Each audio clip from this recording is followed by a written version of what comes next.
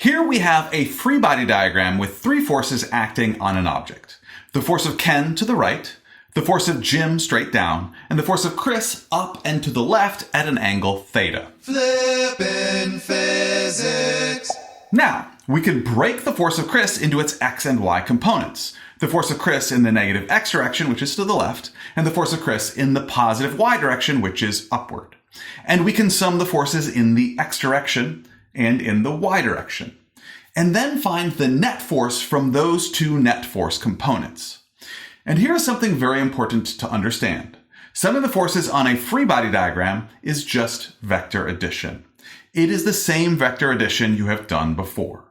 We take the three force vectors and add them tip to tail.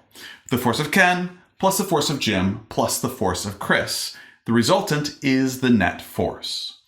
We can even use the components of the force of Chris instead, and still get the same net force. Now here's the part that surprises some students. The order does not matter.